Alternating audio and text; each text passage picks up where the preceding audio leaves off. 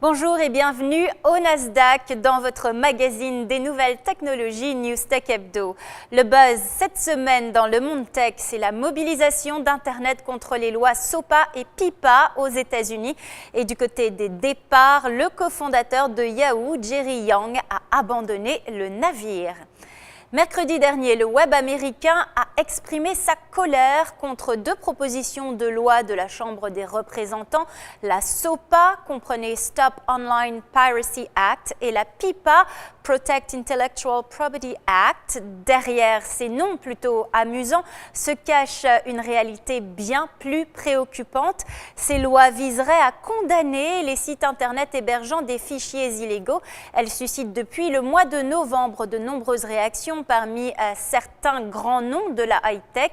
Ils y voient une atteinte au fondement du web social et un risque de censure systématique pour les sites proposant des contenus générés par les utilisateurs.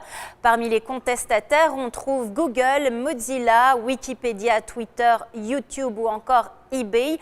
Mercredi dernier, certains ont décidé d'intégrer un signe protestataire sur leur page et d'encourager les internautes à l'action. D'autres plus radicaux, comme Wikipédia US, ont suspendu tout simplement leur service pendant 24 heures. Et cette fermeture a fait beaucoup de bruit puisque Wikipédia est la première encyclopédie en ligne gratuite utilisée chaque jour par des millions d'internautes, dont beaucoup d'étudiants. À l'inverse, les lobbies de l'industrie du divertissement et de la musique qui soutiennent, eux, ces lois, ont qualifié l'action des sites engagés comme, je cite, une réponse irresponsable. Une chose est sûre, les lignes téléphoniques du Congrès américain étaient saturées par les appels contestataires mercredi dernier. On reste dans le domaine d'Internet avec le départ cette semaine de Jerry Yang, le cofondateur de Yahoo, à l'origine du portail Internet avec David Filo en 1995. Yang vient de démissionner du conseil d'administration de Yahoo.